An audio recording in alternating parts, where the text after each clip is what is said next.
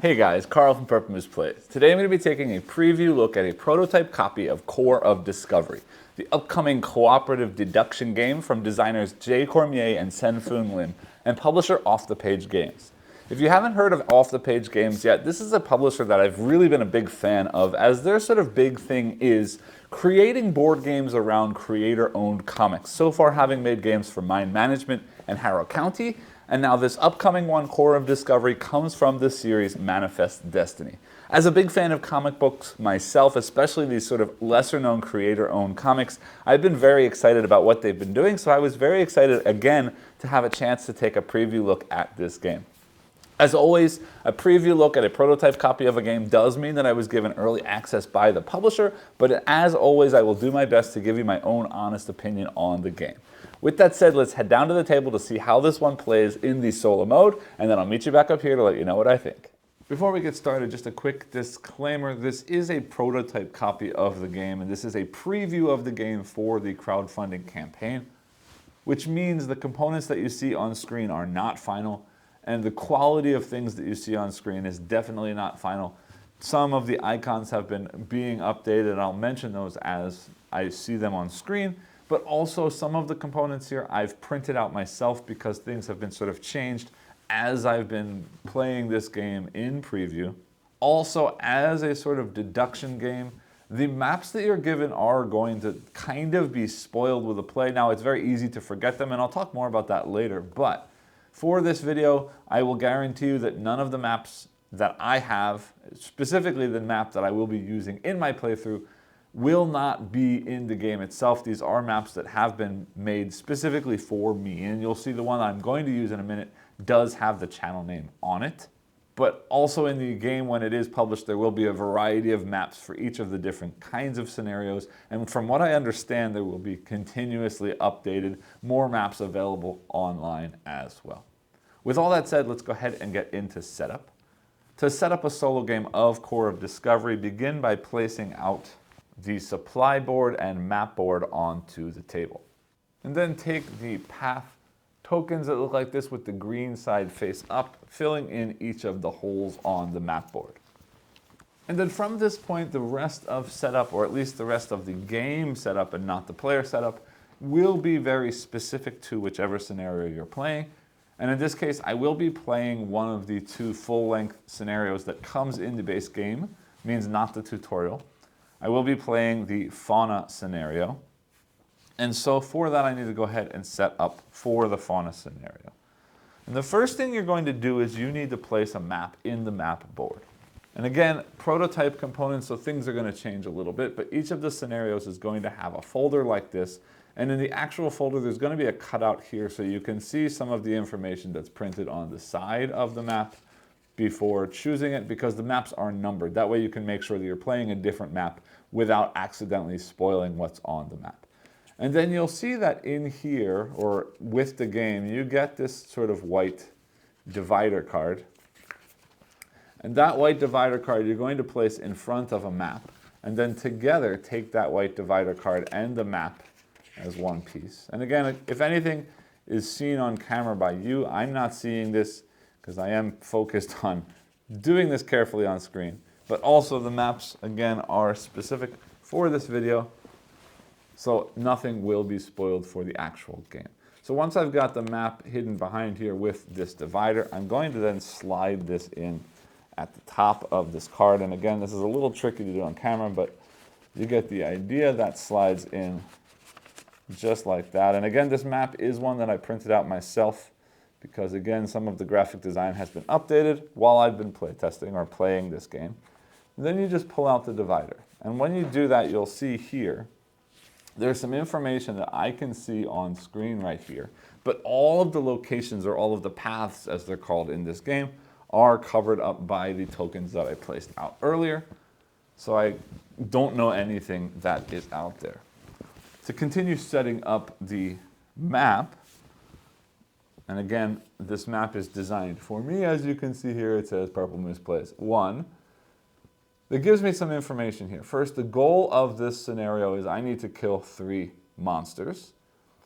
Then it says peak E3, at least 3 of each terrain, start column 7, and this picture here. I'll explain what the sort of start column and the 3 of each and this picture means in just a second, but to finish setting up the map, where it says peak, in this case E3, I need to place out a rock token because I know that that one space is definitely a mountain space.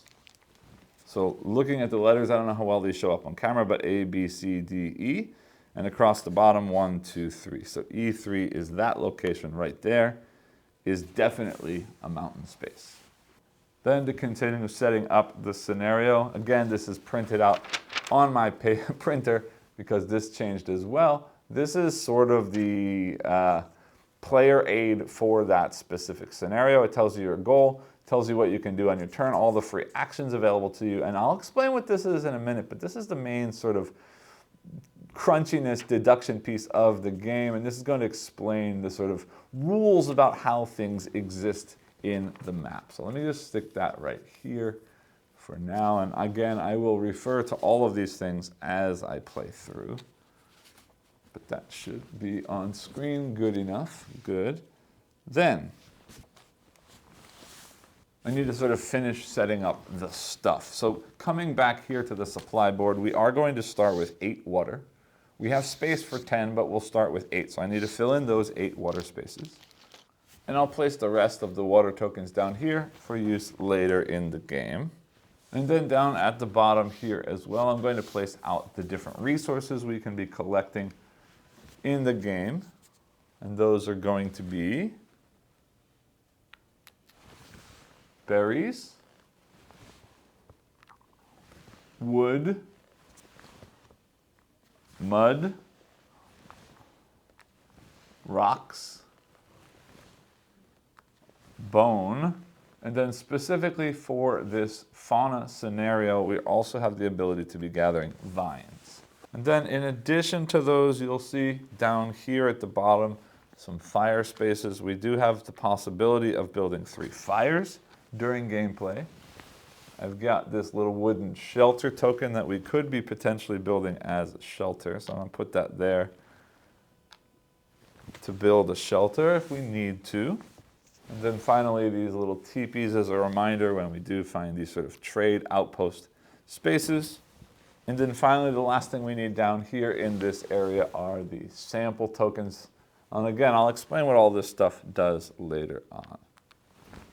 Next, to set up this area over here, we need to set out our challenge cards. And the way that's going to work is we are always going to start with this Approach the Arch challenge as the first challenge of every game. So that will get placed in this leftmost slot.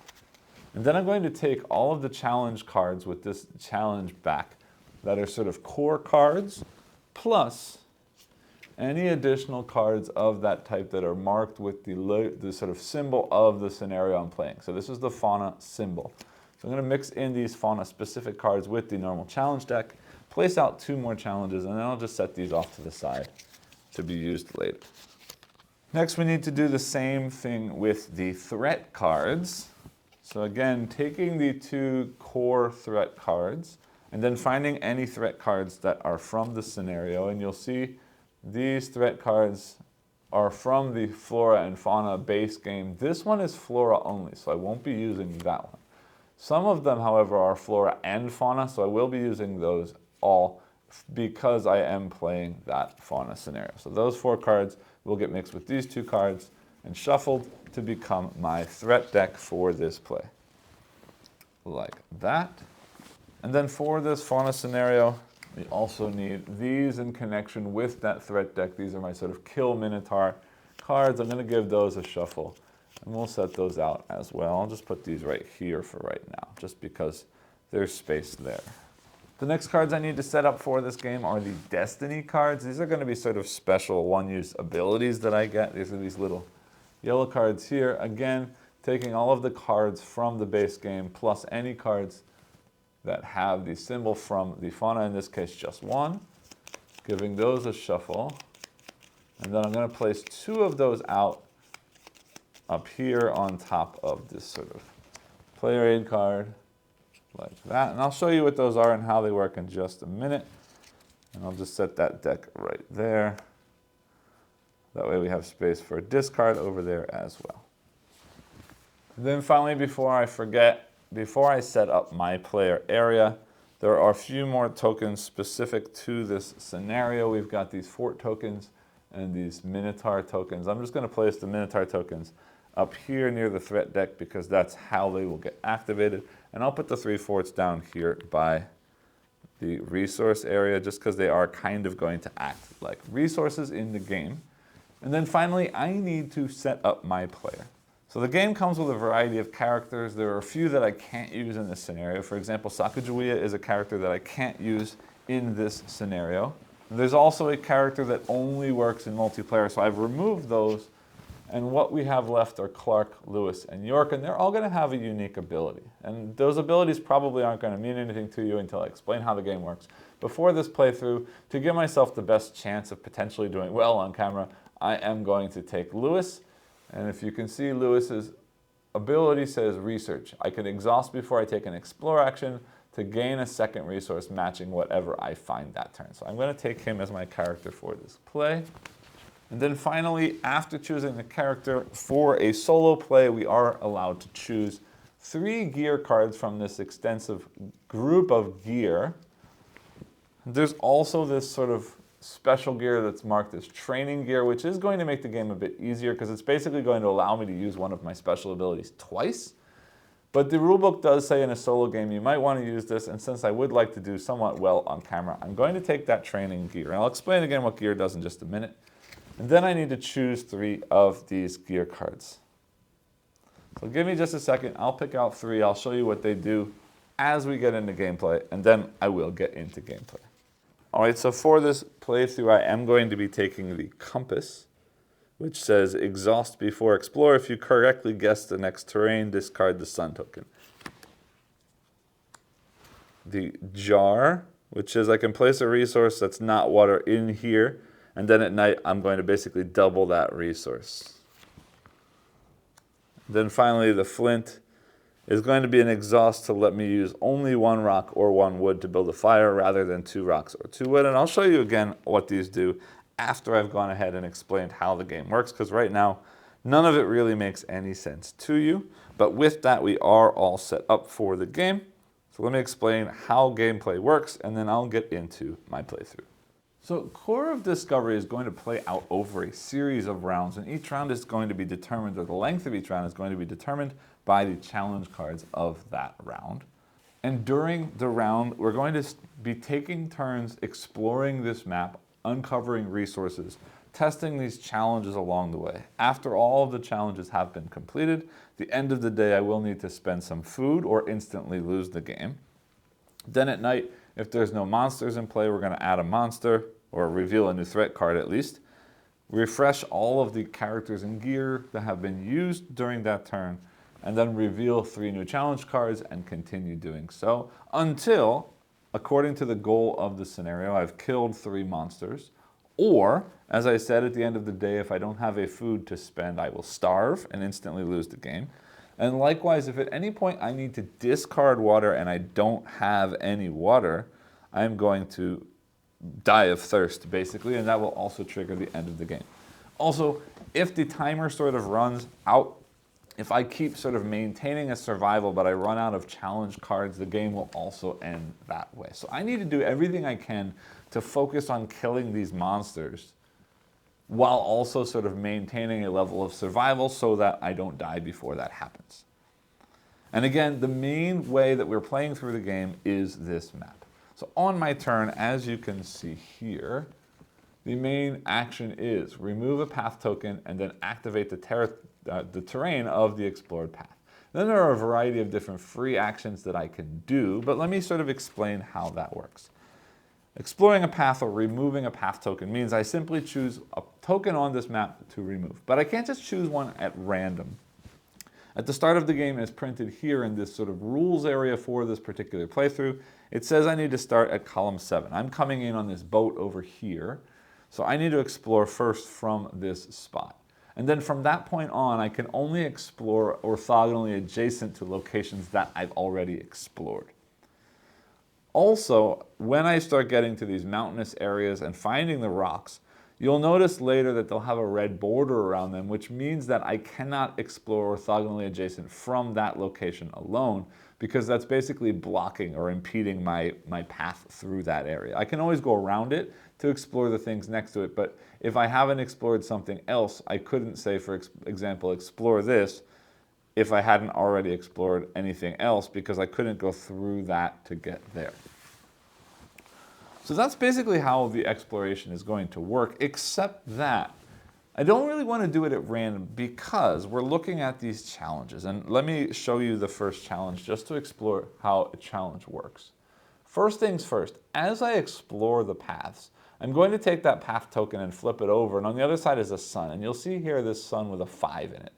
When I explore a path and I flip that token, I will be placing it in this sort of circular sun area above whichever challenge is active, meaning the leftmost current challenge.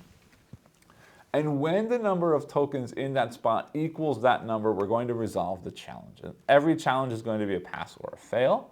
In order to pass, I need to do whatever it shows here. So in this case, I would need to discard 1 wood. And if I pass, I will get a food. But in this case, if I fail, I'll still get the food, but I need to spend 1 water to do so. And you'll see that sometimes it's worth failing these challenges so that I have the resources needed to do other things. Or also I noticed that the sort of penalty for this is less painful than doing what it needs to do to pass. But I'll explain those a little bit more in detail as I get into things. Let me look at the other two while we're here. Fishing says I would need to discard 1 wood, 1 vine, and 1 water. And if I pass and I do have fire, then I would get food. If I didn't have fire, I wouldn't get anything. So in this case, spending that without having fire would be a waste, and I'd rather fail. Because to fail, I wouldn't spend any of those things. I would simply lose 2 water, and I would gain 1 of these sample tokens. You'll see this is a different icon because things have been updated. This is the new version of that icon, and basically all that this does is it blocks a space in my backpack, and I'll come back to that in just a second.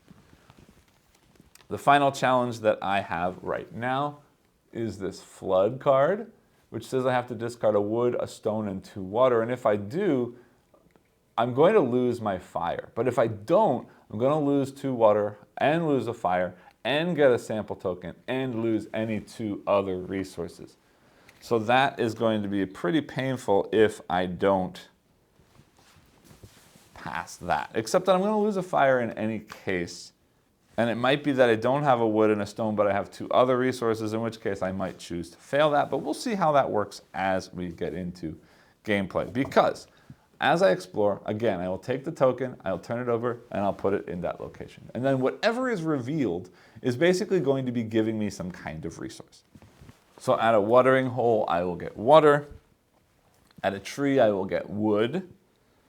At a bog, I will get mud. At a mountain space, I'll get stone or rock.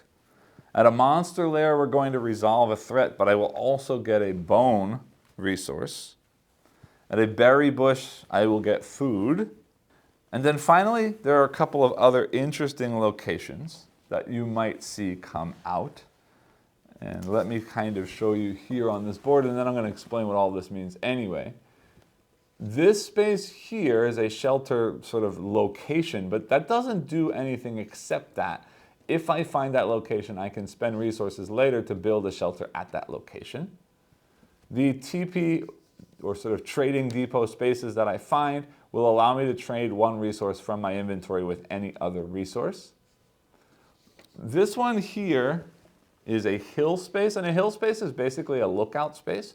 When I find a hill space in this scenario, it's going to have a number on it, and that number will tell me how many forts are in the same row and column as that spot. But you also see there's a little minus sun symbol under there. That means the token that I draw from that space doesn't go into the challenge, it's simply removed from the game. And then finally, this fort token is going to be a special one for this scenario. When I find this fort, I'm going to be able to draw one of those kill Minotaur cards, and that's going to be the only way that I can kill the monsters. And since that is the goal, that's sort of what I need to focus on. So I need to find the forts, to get the kill Minotaur cards, and then when the Minotaurs come out, I can do whatever it says on that card to kill those Minotaurs. So those are the different resources. But I mentioned it's not just a random turnover and see what you get, because that wouldn't make for much of a game. This is a deduction game. And all of the things you see printed here are rules that are going to help me find those things.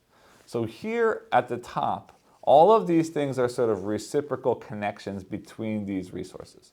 And what this says is, for example, here, every water has at least one wood orthogonally adjacent to it, and vice versa, every wood has at least one water orthogonally adjacent to it. Here, every food is at least diagonally adjacent to one teepee, and vice versa, every teepee diagonally adjacent to at least one food. Every teepee is somewhere next to, either diagonally or orthogonally adjacent to, monster spaces, and vice versa, the monster layers are all connected to at least one teepee. And this vine is special for this scenario. This vine says that there is a vine in every, vice versa, so it doesn't matter, but in every spot where there's a vine, there's at least one stone or mountain in the same column. And then for every stone, there's at least one vine in the same column. The ones here in the middle are not reciprocal, so they only read from left to right. And that says that there's wood once per every column and every row. This says that the bogs or the mud spaces are adjacent orthogonally to a water and a rock.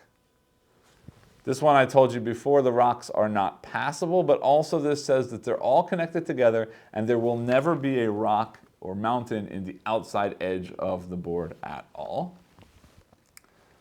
The monster spaces here, you see A, B, C, D. That means every location orthogonally adjacent to the monster pit or monster lair is a different kind of terrain. But this also says that when I find it, I will draw one of the threat cards. The shelter says that it's orthogonally adjacent to a berry and a tree. And this is just a reminder that the teepees in this case allow me to trade one resource, that this is the number of forts and allows me to take another turn, meaning I don't count that path token. And the forts are going to give me a kill monster card or kill Minotaur card. Now also while we're here, I just want to show you this explore reward, because as I start clearing off the map, anytime I fill in a column, I'm going to be able to draw one of these two destiny cards or take the top card if I don't like either of those. And here you can also see anytime I fill in a complete horizontal row, I get to discard a threat card and then draw a new threat card. And you'll see why that's important later on in the game.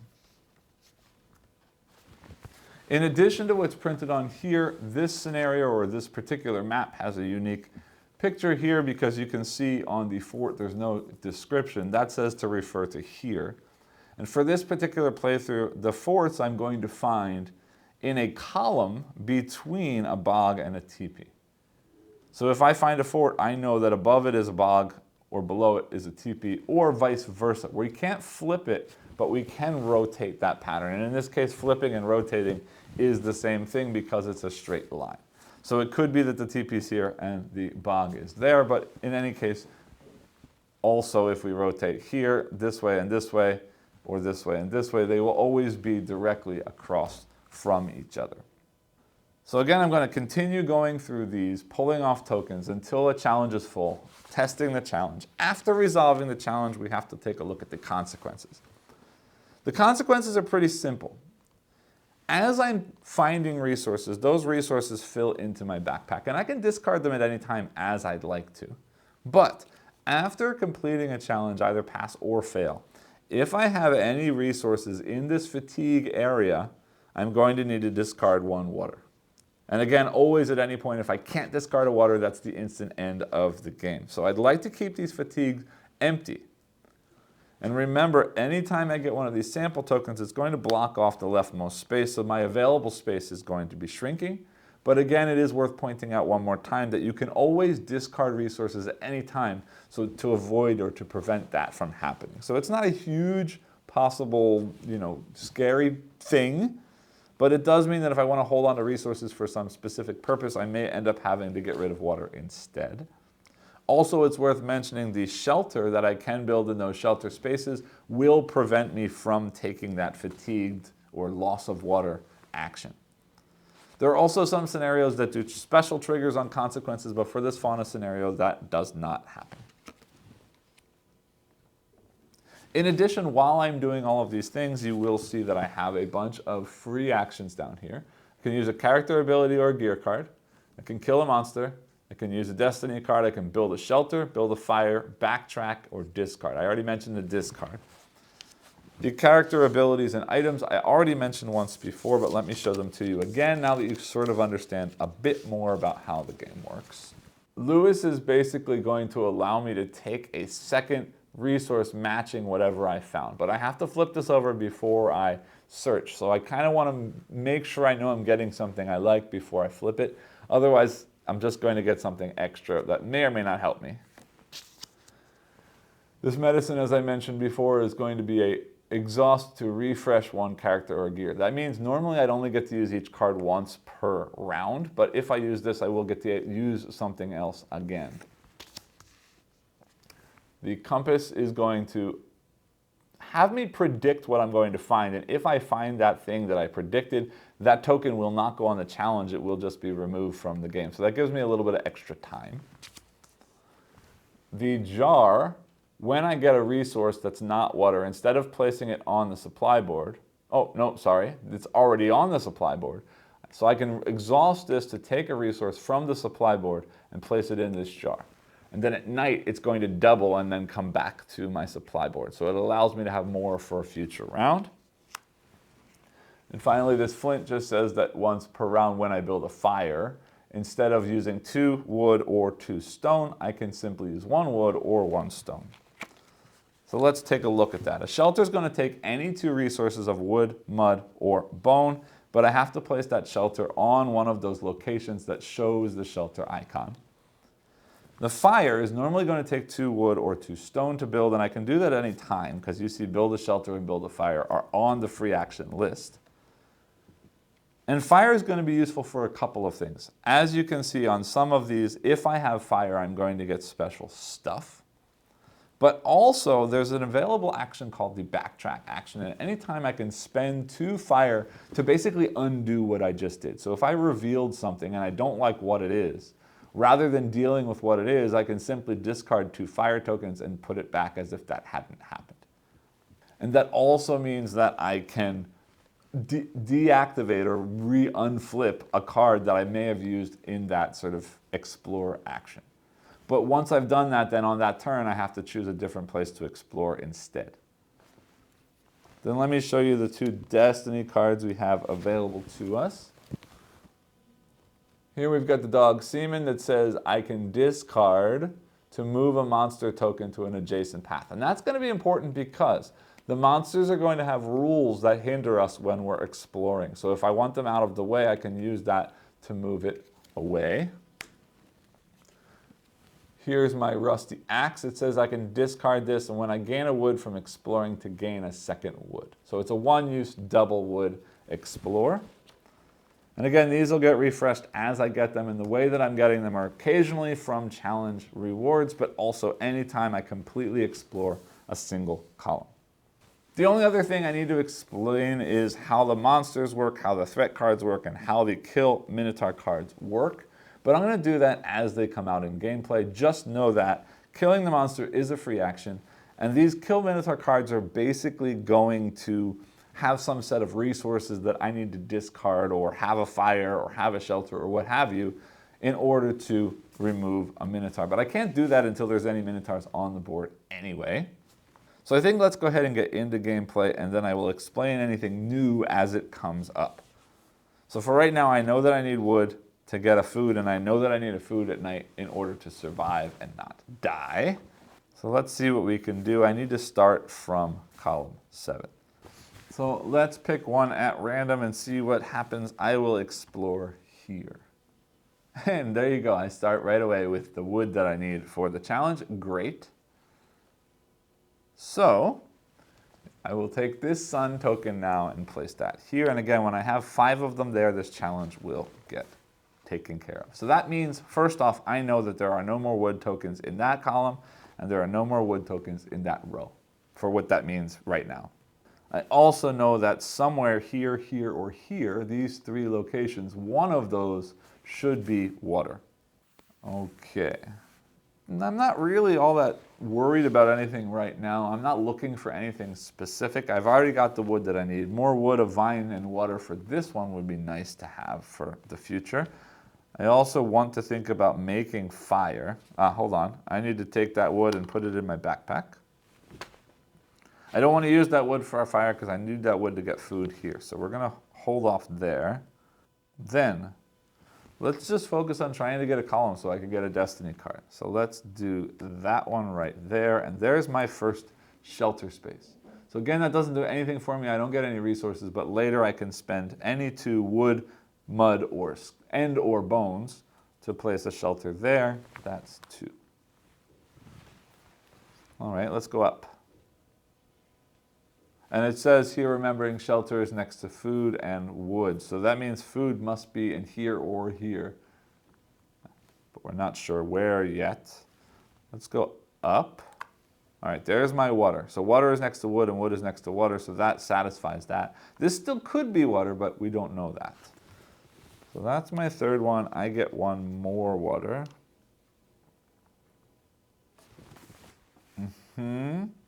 Let's just keep going up. I don't know what's coming, but I'm going to exhaust Lewis just because. Yeah, is that smart? What's near water? Mud could be near water. Wood can't be there because there's already a wood there. Yeah, let's do it anyway. Let's just see what happens because I can always reuse him later if I need to. Oh, more water. So I get double water, but unfortunately I can only hold one more. So that was a little bit of a waste. That goes there. 1, 2, 3, 4. I need to find more vines and more wood if I want that to happen. I'm going to come down. Hold on. Vines are near rocks in the same column as rocks. So there's definitely vines here. I need to start working my way that way to find vines, potentially. But I still wouldn't mind this. So let's see what I get here. Ooh, okay. There's a teepee. That's my 5th, but that's a teepee. I'm going to stick that there just so it's clearer to see that. And I can see that this is water. This is not wood. This is not wood. Means this one must be wood. So you can put a wood there to show that I know there's wood there. Then I can trade a resource. And I don't want to get rid of this wood, but I will get rid of one of my lots of water. And trade that water to get a vine. Because I will need that for the next one. And I know there's wood there, so that's setting me up for that real nicely. Then this is 1, 2, 3, 4, 5. That goes away. This gets taken care of. I need to discard 1 wood, which is easy. Buy wood. And I get 1 food for that challenge. Which is great because I need that to eat at the end of the day anyway. Now, I need wood. I need fire. And the vine and water I have already. And that would get me more food, which would be good to do. Which means if I can get that and then get that, I'll take 2 wood. 1 of which I can use to build the fire. Yeah, let's see what happens. I'm coming here first. Oh, there's my first monster. Okay. That goes there.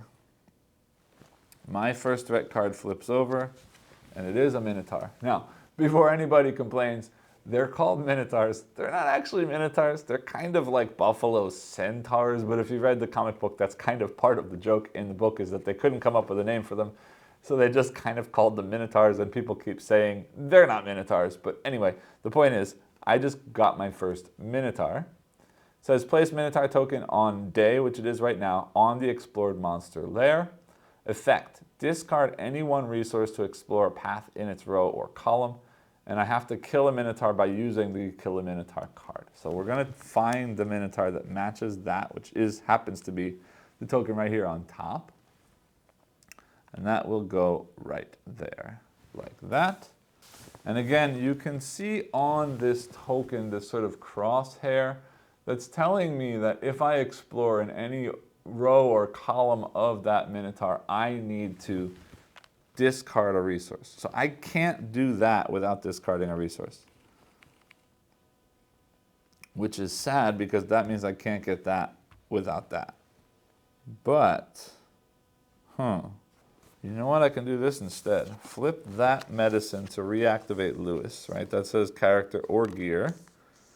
And now I can exhaust this before exploring there. And if my math was right, that is wood. So I get that one and then another one from his card. So I've got 2 wood, like that.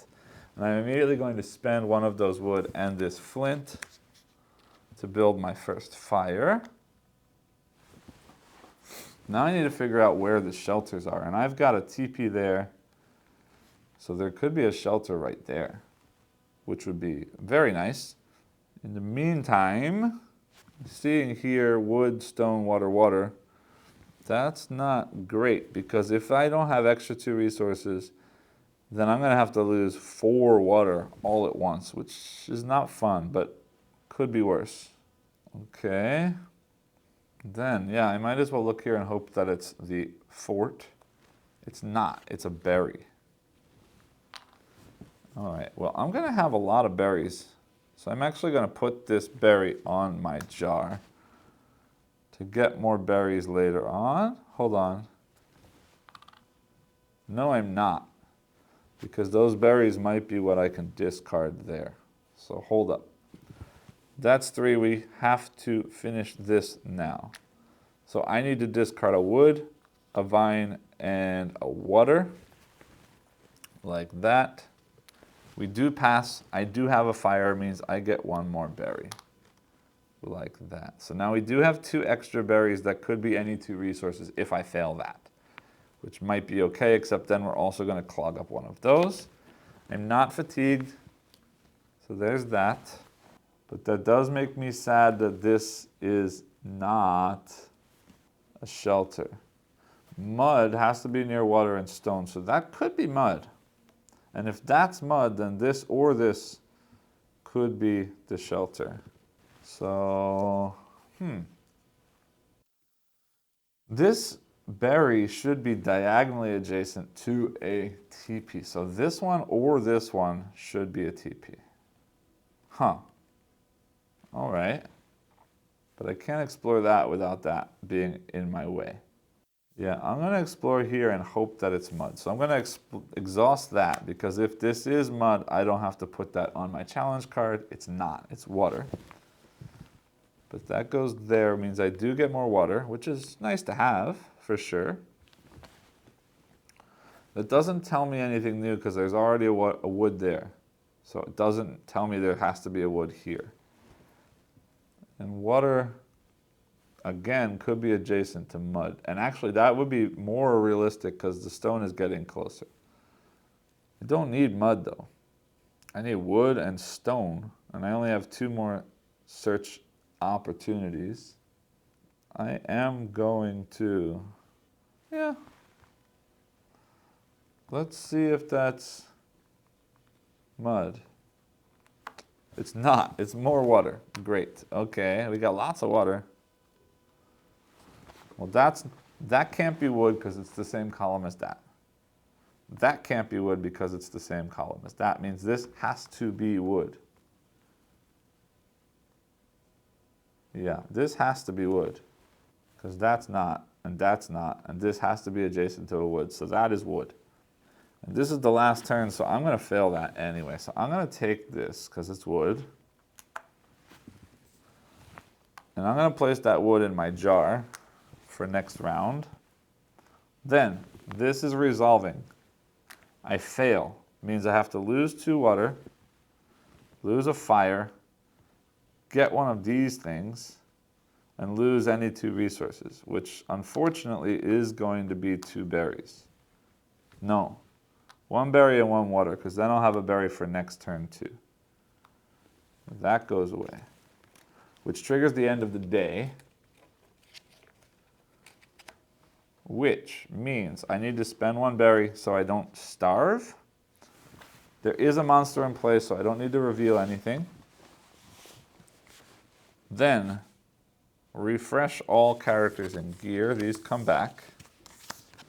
Reveal through new challenges, and also at night, return this plus one more. So I get a second wood, like that. We put out 3 new challenges, 1, 2, 3, and we've got strong wind needs stone, vines, and water. If I have a shelter space, I get to build a shelter. Great.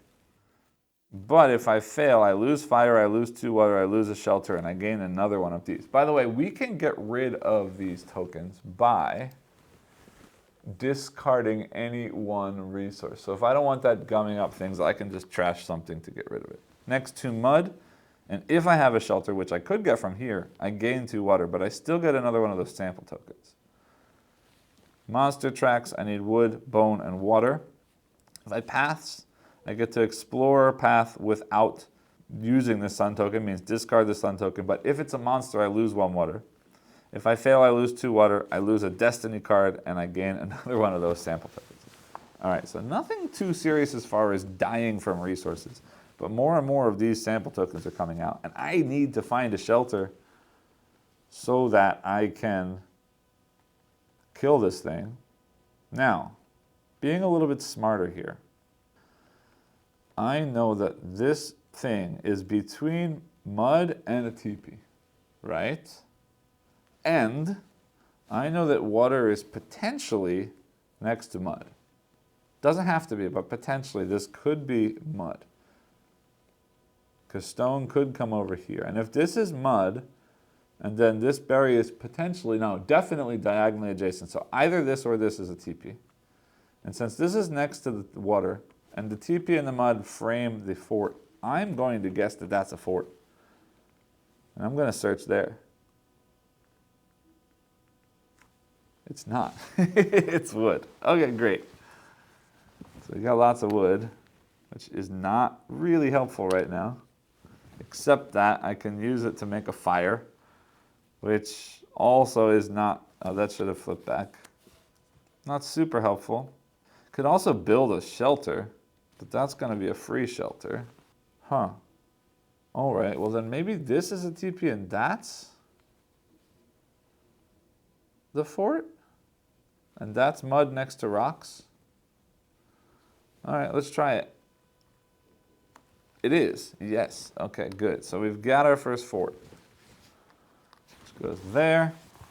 And we've got our first Minotaur killing card, which says, to kill a Minotaur, bait and trap. Discard 1 destiny card, 1 fruit, and 1 water.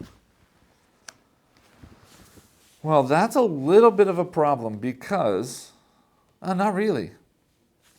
I've got the fruit, I've got the water. In order to get a destiny card, all I need to do is explore here, and that's his row, and all I need to do for that is pay 1 resource. And I got lots of wood. So I'm going to spend a wood to search there, which tells me that there's no forts in this row or in this row, but that is nice because that doesn't count as anything. And now this is a fully explored column, which means I get to take a destiny card. And I'm going to take Seaman the dog because the axe is something I want to use. We're going to replace that card with our next card, the Haversack, which says I can discard all sample tokens from my backpack. Ooh, that's really nice if I start getting all of these sample tokens here. Okay. Then, for a free action, discard 1 of those, 1 fruit, and 1 water to kill my first Minotaur. So I will just stick that there. That is 1. Actually, you know what? I'm going to stick that, I don't know where. Well, I don't have anywhere else on screen. Let's stick the 3 cards down here to keep track of how many I've killed. So that's 1. He's gone. My restrictions on exploration is ended. The next thing I draw is going to trigger this. There's no way for me to get a stone and vines. So we are going to be losing 2 water, a fire I don't have, a shelter I don't have, and getting more gummed up. That's fine with me. Let's aim for here is mud. That's water. I'm guessing that this then is mud. I'm going to flip Lewis like that. Ooh, it's not. That's my teepee. So that's mud, but that's okay.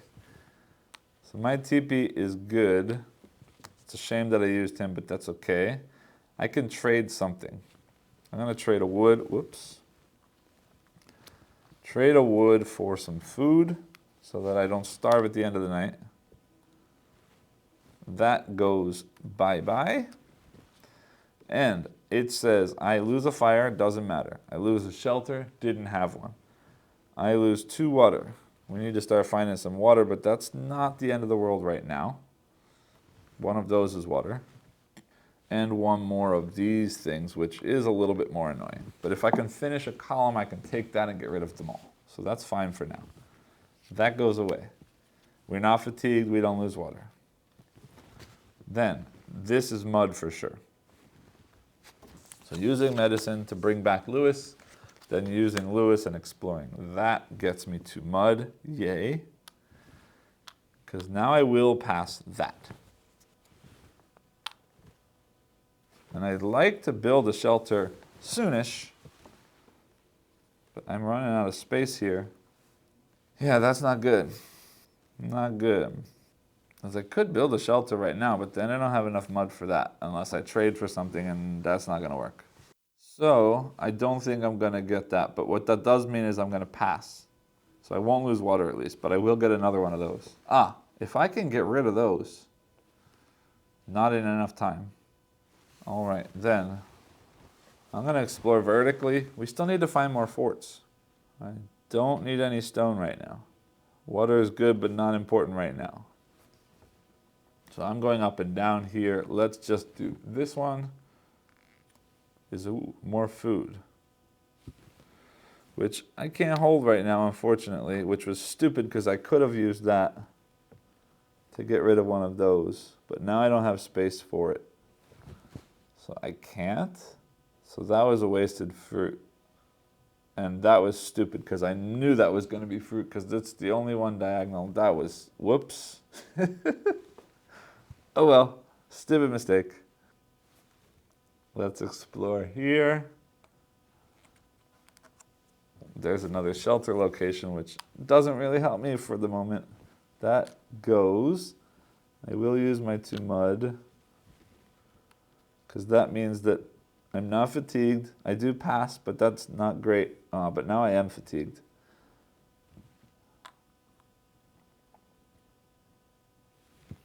I should have gotten rid of that wood to get rid of that thing, but that's okay. Means I lose 1 more water. Ouch, we need water. This goes away. And then I get 3 actions, which could be hopefully water, and these 2 to get that thing to get rid of those things. I need to find a monster, as much as I'd rather not currently. Now this goes away, sorry. Let's just go down. Oh, there's some food that I don't need, so I'm going to instantly discard that food to get rid of one of those. Hold on, no, I'm not. I'm keeping that food. Means that one of these is a TP. One of these is a TP, but I can't deal with that because I need that. So I'm going to do this regardless. And that's a nothing. That's amazing. That goes away. Because now I get the haversack and I'm instantly using the haversack to get rid of all of these things. Go away. Like that. Those slide down. All right, so I have 2 more things before this hits. And I know that this is a monster, which gets me that, which gets me that, which, yes, this has to be a monster because there has to be a monster space next to that TP. So I'm going to take that. Hold on. Let me do this before I forget. The next one of these cards make an ally. Discard to gain any 1 resource that you already have. So you're getting an extra resource. Cool. But anyway, there's my monster. So that's 2 there. So now I can pass that, which is wonderful. And then I draw a new threat. Let's hope for another Minotaur. It is. Yay. And it looks like that one goes right there. Like that. I don't have any ability to kill it until I find another thing, though. Then, I want water. And I'm assuming that that's water. And if I flip that, guessing water, and it is, yay, that gets discarded from the game. I get a water. Then TP has to be here or here. And yeah, let's go down. No, I don't want down because this is 0 means there's no forts here. But if this is a TP, if this is a TP, that's not mud. Means this could be a fort. I want to find the TP first? No. This might be a fort just as is. Let's check there. It is. Cool. All right. So that's that. But first, we have a fort there, which means I get another Kill Minotaur card. Actually, hold on. Let me put those back. Finish my turn. First, to kill a Minotaur, I need to make ammo. I have to discard one stone, and I have to have fire. That seems like it shouldn't be that hard. But first things first, we need to do that. So I am going to spend a wood, a bone, and one water. Like that. To pass, explore one path adjacent to an already explored path and discard the sun token if it's a monster -1 water. That means this is one of these is a TP, one of these is mud. So, I don't know what's coming out. No, I'm going to assume rock. This is rock. I need rock for that. So let's do this. There's a stone. Cool. That gets discarded. I do get that stone. It wasn't a monster, so I don't lose water. That's that. That's the end of the day. Spending one food so I don't die. There is a monster card in play, so nothing. These all come back. I wish I'd have done something. Oh, you know what? Yeah. That rock. So that was exhausted to do that. Now this comes back with another one. That flips over. We deal out 3 new challenges. 1, 2, 3. Ooh, that's not good. This one is only 2 things. I need a bone, a wood, and 2 water. And if I pass, I get a rock. It's a lot of work for some rock. But if I fail, I have to lose 3 resources and a shelter. I don't really care about the shelter. But we're going to do some fun stuff here. Because here's a rock. I know that mud must be next to water and rock. So there's a likelihood that this is a rock because it's connected. This is a water, means this is a mud, means this is a TP. I'm going to assume that that's true. So I'm going to flip this so I can get a mud. Yay. So that gets me 2 mud like that. So now I need to discard 3 things here, but I'm going to have 2 mud as a possible discarding. And now just to save some resources, let's do this. I'm using my flint and 1 stone to make a fire. Then I'm using that fire while I'm having that fire, and I'm using some rock to make ammo to kill that Minotaur. So there's my second dead Minotaur, like that. And then this goes away. So I need to find one more fort somewhere. No clue where it's going to be, probably over here somewhere. Then, let's see what we got. There's already wood here, wood here, wood here. So these columns are done with wood. There's got to be wood here. Not here, not here, not here, not here. So one of these or this is wood. So I'm going to put these out just to remind myself there's a gray side on these. One of those three is wood.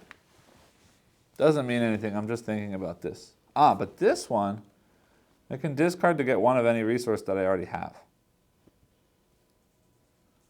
Which means I can get an extra resource to avoid that. Or not avoid, but not get killed by that. Because I'd like to save one of my mud for this card. I haven't found any vines yet. So one of these has got to be a vine too. One of these realistically has to be a vine too. This is stone for sure. But right now I don't care. What I'm doing is this. And I have no clue. Ah, yeah, that's a TP. That's definitely a TP. So, I'm going to do that to guess this is a TP, which it is. That gets discarded completely. That goes there. I can trade. I'm going to trade a mud for a vine. Because I need a vine there and a mud there. Then, I get to take that for completing the column, and I'm going to instantly spend it to get one more vine. Then one more something. This is a monster. No, one of these two is a monster. Huh. Yeah, I'm going here. I'm going here. Because if I flip that, I can bring back this one, Lewis. Then I'm going to use Lewis and guess that that's a stone or a mountain, which it is. So that goes there. I get 2 stone. I am failing that, which means it's losing a shelter, but I didn't build one, and lose any 3 resources. So stone and vines go back. So now I have a vine and a stone and 2 water for the next one. So I am going to pass that and get more food, which is great. That's gone. That's gone. I'm not fatigued. This is already cleared, so I'm okay. I'm worried about the windstorm, but if I can kill this thing soonish, not a problem. Except I have no idea where the other fort is. But hold on, this is there. That might be it for TPs, which means there could potentially be another fort right there. Let's see what happens. No. But there is one fort in this row or this column. Ah, there. So there's no fort here. And there's no forts here. And that gets discarded. And I can't explore from these, so I have to go around this way or through this way. Mud? No. Then this is a monster, but that doesn't tell me anything about a TP. I'm going to go this way and see what I can find, I guess. Yeah, all right. Let's go this way and see what happens. There's some water. Water's nice to have. Which means it's likely that this is wood. Hold on, one new destiny card is Weather Vane. Discard to look at the top 2 cards in the challenge and put one on the bottom and one on the top. I gotta find this shelter though. But water could be near mud. If this stone comes here, that could be mud. But then there's no space. In any case, I'm going here. And found food. Food is potentially near a TP diagonally. So if this is a TP, then this is a shelter. No, this is the shelter, this is the TP. Not shelter, fortress. Let's do that. No, that's a monster. Not at all what I wanted, but that's okay. I get a bone, which I don't need for right now, but I could end up building a shelter with it later. That's done, but first let's do a threat card. Come on, Minotaur. Yay. Okay, we got another Minotaur. That one gets placed there.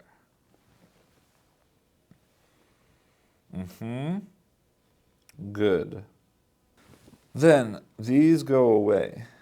I use a vine and a mud and 2 water, and I do have a fire, so I get more food. We're not fatigued. That goes away. Now, this or this or this is a TP. I'm guessing that's wood. One of those is a TP means this is probably mud connected to rocks. Here, that's my fortress. Nope, but there is one fortress in this column because there's nothing in that row. All right, so we got to work this way. Now I got to be smart here. If I fail this, I lose because I don't have water. I need 1 more water or I'm going to die. And that's a problem because I have no idea where water is coming from. As that mud's next to water, there's already water there. Every wood is already next to water. Yeah.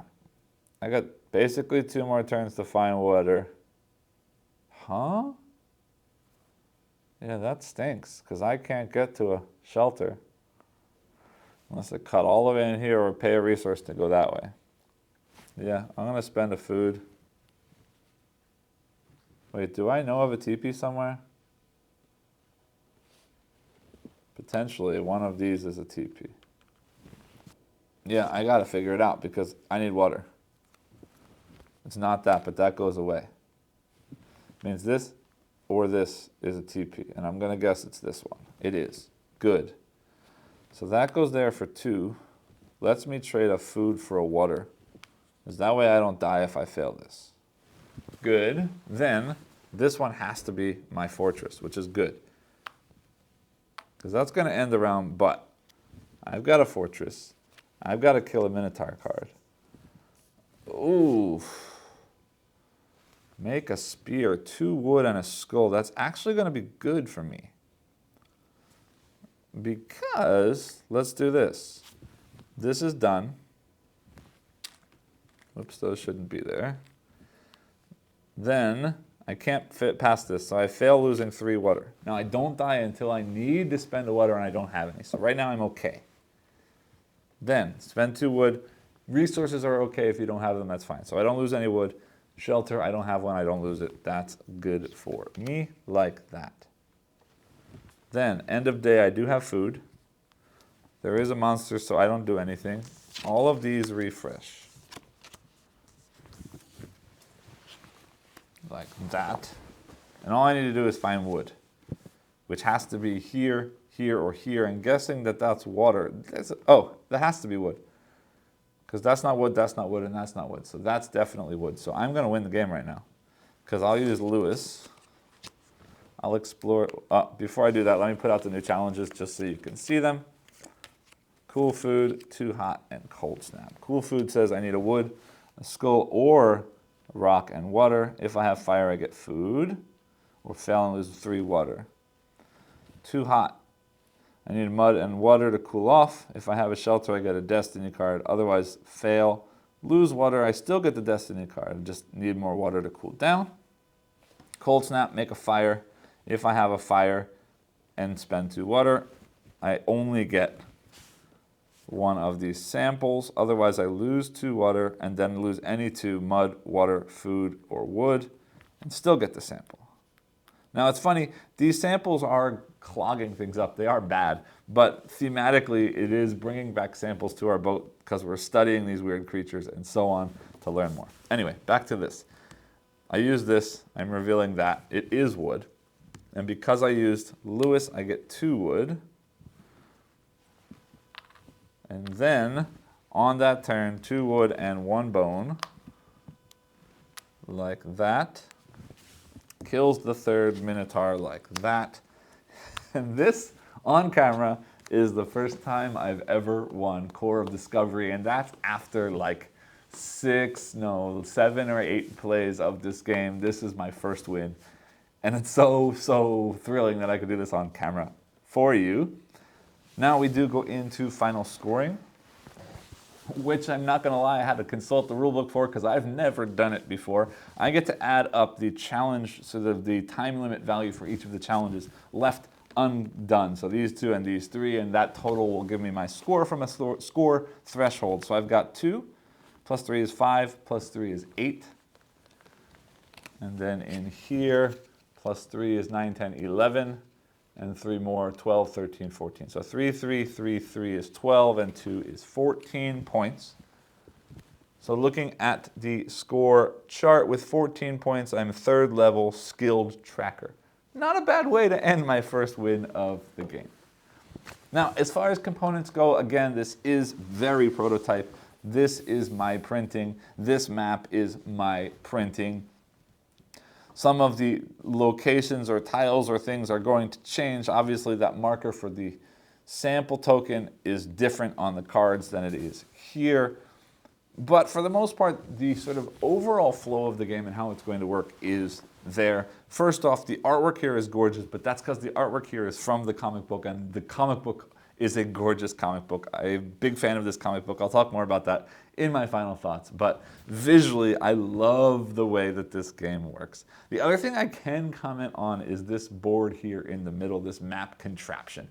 And I'm of 2 minds of this because realistically, this could be an app, and I would just sort of click on that location in the app and it would show me what's up. And also it would mean that I didn't have to do that sort of semi-fiddly sliding in and out of the map card every time and accidentally spoiling myself by seeing something I shouldn't see and so on. And the app could generate all of those unlimited maps that they are planning to make without having to print them out. But this is not an app. And while I don't mind apps in games, many people don't like apps in games. And it's really cool to me that they've come up with a very unique, I don't know, super unique, because I'm sure things have similarly been done before, but a very clever way of doing sort of the calculative computing kind of stuff behind the scenes that an app would be doing in a physical board game component. And I love it. I think it's really cool. Yes, it's fiddly to put all of these little things out at the beginning of every game and to carefully slide the thing in and slide the thing out without messing up any of the tokens to accidentally reveal things. But realistically, as far as a feat of engineering goes and a clever component creation, I'm a big fan of what's going on here. And I think it looks cool and it interacts cool and it feels cool while you're playing. So it's nice that it's a physical component and it's not just an app and it's not just another piece of technology that's required to play a game, because it is physical technology. And it's cool because the rules can change for each of the different scenarios based on this card and based on this little window right here. And the map itself can be different for each scenario, not just where the things are placed, but each scenario has some unique resources that get placed out that don't exist in other scenarios and so on. So it's really, really cool to see all of that come together in this physical component. And I am definitely a big fan of what's been done here. Again, from what I can see in the components, I'm very happy. I've had a little bit of a look at what's planned as far as levels go in the crowdfunding campaign, and I know that an available version of this is going to be using wood instead of punch boards, which makes me even more excited. But basically all I'm saying is this game looks great, and it feels like it will feel great in the final piece or final setup or final production copy as well.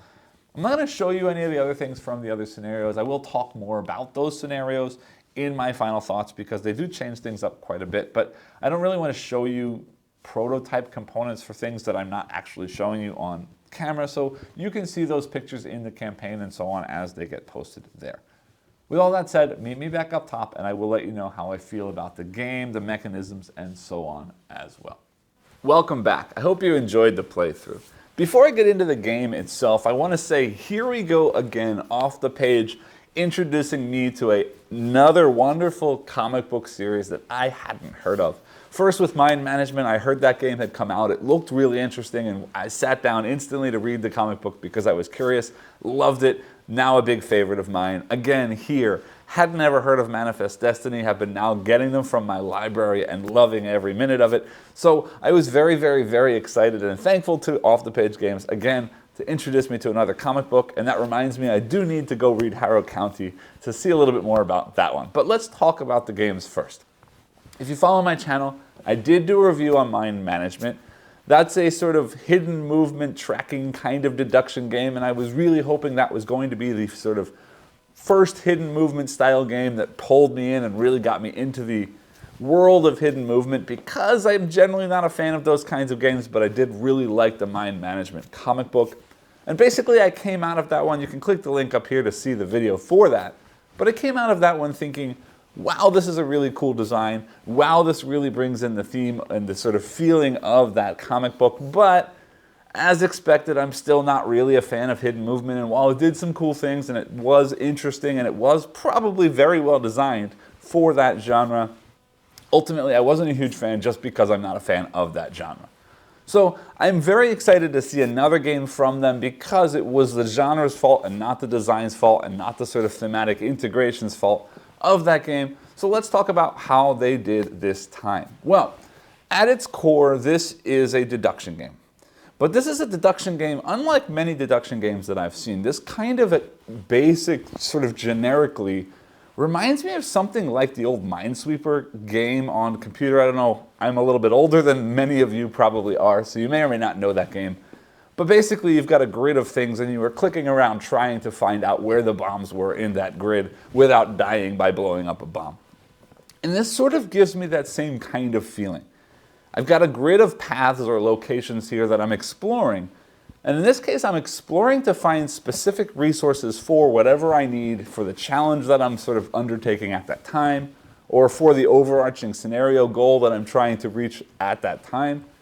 And then also hopefully not stepping on things like monsters that are going to potentially kill me, or other sort of things along the way that will or will not aid in the goals that I'm trying to achieve. So ultimately the deduction here is that sort of, this is here, which means this is probably here, and then adjacent to that and adjacent to this means that this must be there and this must be there, and so on. And it's an interesting puzzle that I'm not sure I've ever seen in a board game before, but again, like I said in Minesweeper and other video games of that type, I've seen this sort of find a thing in a grid based on adjacency rules and so on before. So I was very interested to see how this was going to come out in a board game, and I do, for the most part, really enjoy how this is working. But let me sort of walk you through my experience with this game, because that is the core mechanism of the game. But on top of that, you've got this sort of ability to manipulate that with the sort of gear cards that you've got and the crew member that you've chosen and so on along the way. Plus, every scenario you play has specific things you're trying to do, and you've got these sort of smaller challenges throughout the day that you're trying to accomplish by spending certain resources. And there's this very interesting dynamic of balance. Do I want to sort of build up the resources I need to pass the challenge to get whatever the pass gets me? Or am I not going to be able to do that, so I need to sort of boost myself enough so that when I fail the challenge, it doesn't kill me? Or, one step further, am I actually going to choose to fail the challenge so that the resources that I would have put towards that challenge I can then use in some other way to sort of work my way towards that final win condition of the scenario I'm playing?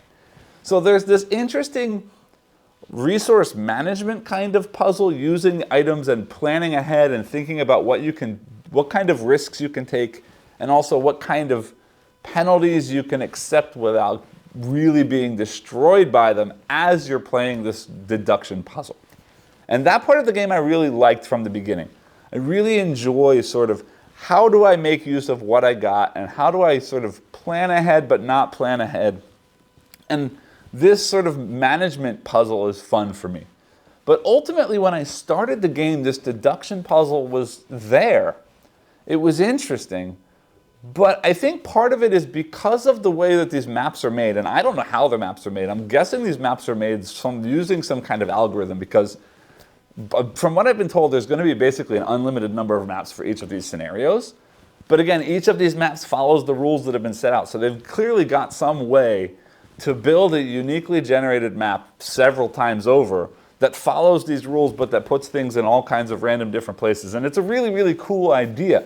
But the question I'm wondering then is, how well does each map, or is each map, sort of understandable or decipherable or able to be figured out through logical deduction? And as I started playing this originally, I thought, I don't know. Because Sometimes it feels like I'm just sort of turning things over at random and hoping I get a resource that I really need. And then it really got to the point where it was very hard for me, and I was getting close every time I played the game, but I just couldn't win, and I just couldn't win, and I just couldn't beat this game. And it always felt like I just wasn't good at finding the things I needed to find when I needed to find them. And while I was enjoying this sort of resource management kind of puzzle, and I did really like how this map system played out, it just felt too punishing and too hard for me, and I just couldn't get into it. And if I had stopped a few plays ago, this is where my sort of review or my preview of this game would have ended, and that would have been a shame because I kept pushing, and I've tried 4 different scenarios, and I'll talk about what the different scenarios do in just a minute. But the more I play, the more I start to understand how the deduction works, and how important the deduction is, and how important the sort of management of those resources is, and how important it is to not just pick random gear, because I was doing that towards the beginning, but you get to choose what gear you play with each time. So it's important to make sure that the gear and the crew member that you're taking sort of work together and combo together in good ways. But then it's very important to start thinking about, when do I finish a column so I can get one of those destiny cards that gives me a special ability? When do I finish a row to give me whatever the scenario's specific ability is? And I didn't really show that off this time because I didn't really need to make use of it in this scenario, but in some scenarios it's really, really important. And then also, when do I look for specific resources for the challenge? When do I look for specific resources for the scenario goal? When do I look for specific resources just to keep me alive, like water? And how much deduction is actually possible. And you just saw in the playthrough that I just recorded for you, that was the first time I've ever won the game. And it didn't feel like I got lucky at all. It felt like I finally clicked with exactly how the deduction in this game is working. I started using those tokens, the gray side of the tokens, to sort of mark off where things could be. And I started really paying attention to sort of how I was expanding, which direction I was expanding, which things I was specifically looking for, when I could get away with getting things that I didn't really need, when I could find those teepees to turn things I didn't need into things that I did need. And this sort of multi-layered usage of the deduction plus the resource management plus the abilities that I was given plus the focus on scenario versus challenge versus survival really started to click a lot in this final playthrough, and I'm glad this is the playthrough that I got on camera because my opinion on this game just went up a few notches. And it went from, this is clever, this is interesting, the theming is great, to now, I really enjoy this and I want to play this a lot more because I want to keep digging in and seeing how much more I can improve my sort of skills at the style of deduction in this game. How much I can play with those different combinations of the abilities from the gear and the abilities from the crew members and so on. How much more I can play with the different scenarios that do switch things up a bit. And just dive in more into this game because I do really enjoy what's going on here. I do think it's very clever. And now that I understand some things, it makes it even more fun to play. And the first big thing that took me a while to figure out, especially in this first scenario, is that ultimately the scenario goal is the way that you're going to win the game. And if you don't focus on the scenario goal and you don't focus on pushing that scenario goal, you're sort of working to survive day after day after day with no real meaning. And I was focused on the survival quite a bit in my early plays of this game. And I was doing perfectly okay moving forward, but I wasn't progressing the scenario goal. And ultimately I ran out of time and then I would die every time. But you saw this time, as soon as I could take out a Minotaur, I was doing that. Even if it meant that the resources I was using on the Minotaur I couldn't use to survive in a challenge later on, the risk was worth it because the only way that I'm going to ever win any of these scenarios is to accomplish the goals of the scenario. So there's this really nice balance of how much risk can I take in order to get the things I need to get done without dying from the things that I have to sort of constantly be maintaining as I'm surviving through this crazy world. And I love this. And thematically it really works with the game because, with the comic book, because in this comic book, if you don't know, it's basically telling the story of Lewis and Clark's sort of travels through the West, exploring, only this time now there's these weird arches that appear randomly throughout the western part of America, and each of these arches causes some kind of weird otherworldly monster or plants or disease or something that's going on that these people have to sort of deal with and ultimately get enough samples back to the boat to figure out how to fix or how to kill or how to get past.